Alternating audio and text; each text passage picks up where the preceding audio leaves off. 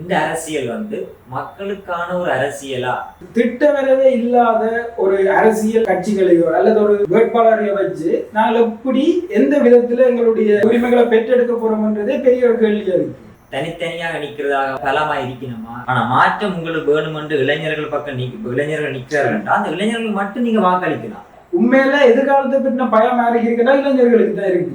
உண்மையில அனுபவசாலிகள் செய்ய வேண்டிய வேலை என்னன்னு சொன்னா அவர்கள்ட்ட இருக்கிற அனுபவத்தை வச்சு இளைஞர்களை பயிற்றுவிச்சு உருவாக்கணும், அடுத்த கட்டத்துக்கு தயாராக்கணும். இந்த முறை தேர்தலில் ஒரு எதிர்ப்புகோள் ப்ரெடிக்ஷன், அதாவது ஒவ்வொரு நாங்கள் யார வேணாமன்னு சொல்லி மக்கள் ஒதுக்குறீங்களோ அவ்வளவு பேர் தான் வரப்போயிடும். ஆனா வேற கட்சியின் பேர்ல வரப்போயிடும். அது மாற்றம் இல்லை. ஏன்னா ஒவ்வொரு கட்சியிலையும் உள்ள தலைமைகள் பார்த்தோம்னா வர்றதுக்கான சாத்தியப்பாடு இருக்கு. அப்படி வந்துச்சுண்டா முதலே இருந்த மாதிரி தான் பெறும், என்ன கொஞ்சம் கூட்டமைப்பு இல்லாம வேற ஆக்கள் தான் பெறும்.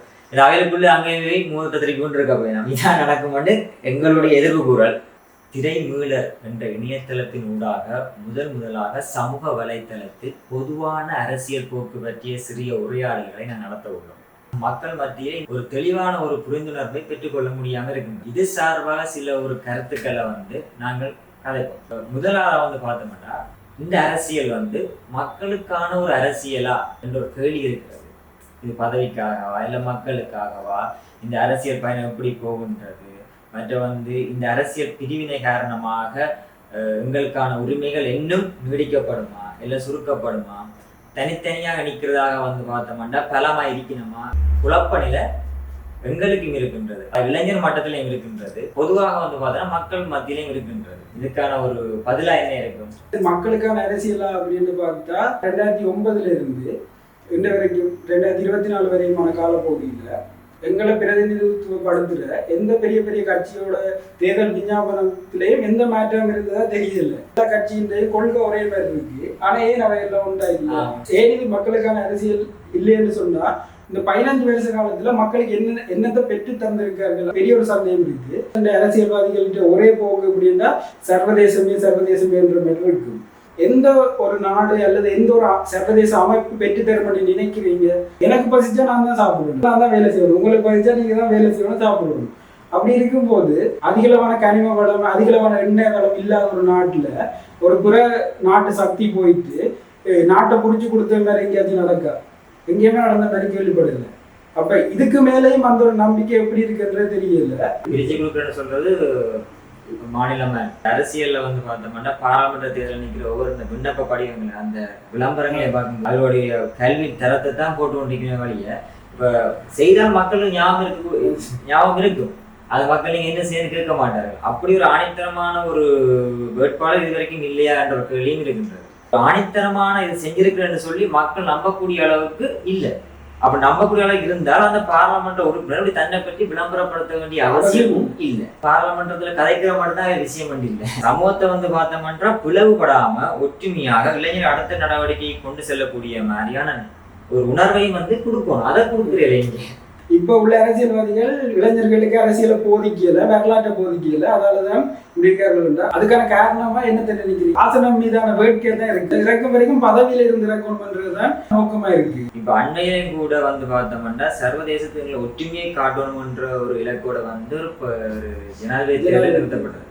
ஆனா ஒரு சர்வதேசத்துக்கு ஒற்றுமையை காட்டணும் நீங்கள் எங்களுக்குள்ளேயே ஒற்றுமையை காட்டணும்னு எல்லாரும் ஒற்றுமையாக இருந்து மக்களை குழப்பாம இருக்கலாம். அப்ப எல்லாருமே ஒரு தெரிஞ்ச பட்டத்துக்குள்ள பிரிவினையா இருக்கிற எங்களை எவ்வளவோ தூரம் பின்னுக்கு கொண்டு செல்லும்ன்ற ஒரு விஷயம் இருக்கு.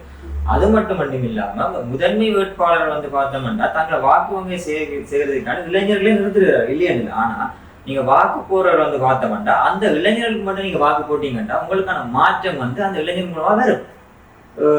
ஒவ்வொரு தொகுதியிலையும் பார்த்தோம்னா இளைஞர்கள் இருக்கிறார்கள். ஆனா சில பேர் என்ன செய்வோம், இளைஞர்கள் போட்டு வேற யாருக்கும் போடுற வழியா அந்த முதன்மை வேட்பாளரே போகும். திரும்பி மாற்றம் வராது. இந்த வளமையா பாராளுமன்ற தேர்தலுக்கு போறவரை பார்த்தோம்னா திரும்பி போய் கொண்டே இருப்பார்கள். ஆனா அங்க நிற்கிற இளைஞருக்குள்ளா பார்த்தோம்னா ஒரு தேசிய உணர்வும் சமூக உணர்வும் சமூக பொறுப்பு உள்ளவர்களாக தான் இருப்பார்கள். இப்ப நாங்கள் மக்களை போடாதீங்கோ அவர்கள் போடுகின்ற ஒரு பிரச்சனை செய்யவே இல்லை. ஆனா மாற்றம் உங்களுக்கு வேணுமென்று இளைஞர்கள் பக்கம் இளைஞர்கள் நிற்கிறார்கள், அந்த இளைஞர்கள் மட்டும் நீங்க வாக்களிக்கலாம். மற்ற வந்து சில தொகுதிகளில் வந்து பார்த்தோம்னா இதுவரையும் பாராளுமன்ற உறுப்பினர்களே வரவே இல்லை. ஒரு குறிப்பிட்ட காலத்துக்கு பிறகு வரவே இல்லை. அங்கே பெறணுமென்றால் அங்கே நிற்கிறவர்கள் வந்து பார்த்தோம்னா ஏற்கனவே போகாதவராக இருப்பார்கள், புதுமுகமா இருப்பார்கள். அவர்களுக்கு நாங்கள் ஆதரவை கொடுக்கலாம்.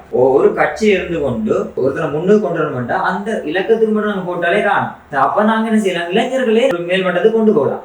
நாங்கள் என்ன செய்யறோம், விருப்பு வாக்குல என்ற பேர்ல வந்து எல்லாருக்கும் போட்டு விட ஓவராலா வந்து பார்த்தோம்டா கட்சி அதுல முதன்மை வேட்பாளர் அங்க போயிடும். முதன்மை வேட்பாளர் போன மாட்டா எல்லா கட்சியிலும் முதன்மை வேட்பாளர் போய் 2010 2015 போனாக்கலாம் திருப்பி வாங்க இணைக்க போயிடும். அது எங்களுக்கான மாற்றமா இருக்கு. அதே இளைஞர்களுக்கு வந்து பார்த்தோன்னா பெரும் தோல்வியா தான் இருக்கு. மக்களின் எதிர்பார்ப்பு முதல்ல அரசியல்வாதிகள் உணர்ந்திருக்கும். பொருளாதார பிரச்சனை ஏற்பட்ட பிற்பாடு நாட்டை விட்டு வெளியில போனாக்கள் எண்ணிக்கை மிக அதிகம். ஒரு காலத்துல நாட்டை மீட்டெடுக்கிறதுக்காக போராடின ஒரு இனத்தில இருந்து அந்த இனத்தினுடைய சனத்தோ குறைஞ்சு கொண்டே இருக்கு. நாட்டை விட்டு வெளியில போய்கொண்டே இருக்கார்கள். நாட்டை வலுப்படுத்தாம மக்களை நிறுத்த முடியாது. நீ போகாத இல்லைன்னு சொல்லி யாருமே சொல்ல முடியாது. இப்ப அரசியல் ரீதியா இளைஞர்கள்ட்ட ஒரு தெளிவு இருக்கணும்ன்றதுதான் எங்களுடைய கருத்தா இருக்கு. இப்படியான நேரத்துல எங்களுடைய வாக்குகள் தான் எங்களை பலப்படுத்தும்ன்றதும் வாக்குகள் மூலம் தான் எங்களை ஒற்றுமையை காட்டலாம்ன்றது காலகாலமா நாங்க கேள்விப்படுற ஒரு விஷயம். எங்களுக்கு அவர்கள் என்ன செய்தார்கள் எது செய்தார்கள் என்றதை மக்கள் தேர்தல் நேரத்துல சிந்திக்கிறீர்கள். இந்த ஒரு எண்ணம் அவர்கள்ட்ட அது அப்படி பதிஞ்சு கொண்டதால் என்னவோ தெரியல. நாங்க எப்படி இருந்தாலும் என்னவும் செஞ்சாலும் என்ன செய்யாட்டிலும் மக்களை ஏமாத்திடலாம், இப்படியே எங்கண்ட ஆசனங்களை தக்க வச்சு கொள்ளலாம்ன்ற ஒரு போக்கு எப்படி மாற்றிருக்கின்ற அரசியல்வாதிகளை மிகவும் சிந்தனையற்றவர்களாக மாற்றிருக்கு. ஏன் தேர்ந்தெடுக்கும் அவர்கள் என்ன செய்தார்கள் அல்லது என்ன செய்ய போகின்றார்கள். ஒரு திட்டவரவே இல்லாத ஒரு அரசியல் கட்சிகளையோ அல்லது ஒரு வேட்பாளரையோ வச்சு நாங்கள் எப்படி எந்த விதத்துல எங்களுடைய உரிமைகளை பெற்றெடுக்க போறோம்ன்றதே பெரிய ஒரு கேள்வியா இருக்கு. 9 ஆசனங்களை வச்சு நான் பாராளுமன்றத்தில் என்னத்தை பெற்றுக்கொள்ள போறோம்ன்றதுதான் தெரியல. அதுவும் 9 ஆசனங்களும் ஒரு அணிக்கு போகுமா இருந்தா கூட பரவாயில்லை. அணிக்குள்ளேயே பல கட்சிகள், ஒவ்வொரு கட்சியும் ஒவ்வொரு தீர்மானம், ஒவ்வொரு முடிவில் இருக்கல.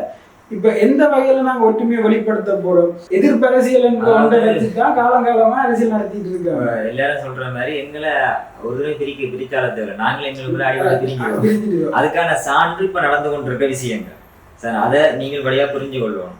அதை தாண்டி பொதுவாக இன்னொரு கேள்வி இருக்கு. என்னன்னா, ஒவ்வொரு அரசியல் கட்சியுடைய கொள்கைகள் என்னன்றது ஒரு எங்களுக்கு தெளிவுபடுத்துங்க. ஒரு சமூக வலைத்தளத்தின் கூட நீங்க பார்த்து கொண்டிருப்பீங்களா இருந்தா இதை ஓகே கட்சிகள் இருக்கு, உங்களுடைய கொள்கை என்ன, முதன்மை கொள்கை என்ன என்று சொல்லி. ஏனென்றா 2010 ஒரு கட்சிக்குள் இருந்தவர்கள் 2015 பிரிஞ்சிருப்பார்கள், 2015 பிரிஞ்சவர்கள் 2020 பிரிஞ்சிருப்பார்கள். அதுக்குள்ளேயும் பல பிரிவுகளாக வந்து பார்த்தா பிரிஞ்சிருக்கிறீங்க. அப்ப உங்களுடைய முதன்மையான கொள்கை என்னன்றதை தெளிவுபடுத்த வேண்டும். அது பார்க்க போனா ஓவராலா பார்க்க போனா அது ஒரு பொதுவான கொள்கையா தான் இருக்கு. இருந்தாலும் நீங்க தெளிவுபடுத்த கடமைப்பட்டிருக்கிறீங்க. இப்போ பொதுவாக வந்து இப்ப ஒரு கொள்கை ஒன்றை சொன்னா அந்த கொள்கையை எப்படி நடைமுறைப்படுத்துற கருத்துமங்களை தெளிவா சொல்லணும். அதான் பிரச்சார நடவடிக்கை. இப்ப உண்மையா வந்து பார்த்தோம்னா திருப்ப மக்களுக்கு வந்து மக்களோட வந்து கலந்துரையாடணும் சார், வெக்கப்படக்கூடாது. ஆனா இளைஞர்கள் செய்யறாங்க, ஸ்டேட்ஸ் குழுவான இளைஞர்கள் வந்து ரை பண்றாங்க. பாராளுமன்றம் கலைக்கப்பட்டதுல இருந்து தேர்தல் முடிவு அறிவிக்கப்படுற வரைக்கும் மக்கள்கிட்ட அதிகாரம்ன்றது உச்சமா இருக்கு. இப்ப மக்களை வேட்பாளர்கள் பாக்குற அப்படி இருக்கும், அவ்வளவு மதிப்பு கொடுக்கறது இலகுவா பாராளுமன்ற உறுப்பினர்களை காண முடியும், ஊர்களுக்கு இல்லை. ஆனா இந்த தேர்தல் முடிவு அறிவிக்கப்பட்ட பின்னர்ல இருந்து அடுத்து பாராளுமன்றம் கலைக்கப்படும் வரைக்கும் இவர்களை கண்டுபிடிக்கல. மக்களை நோக்கி இருக்கிற கேள்வி என்னன்னு சொன்னா, இந்த முறை பாராளுமன்ற தேர்தலில் யாரை தேர்ந்தெடுத்திருக்கிறீங்க, ஏன் தேர்ந்தெடுத்திருக்கிறீர்கள், அவர் எப்படி உங்களுக்கான தீர்வு அல்லது உங்களுக்கான பிரச்சனைகளை எப்படி தீர்த்து தருவார்ன்றதை நம்புறீங்க. 3 கேள்வியும் எங்கள்கிட்ட இருந்தா எங்களால சரியான ஒரு நபரை தேர்ந்தெடுக்க முடியும்னு நினைக்கிறேன்.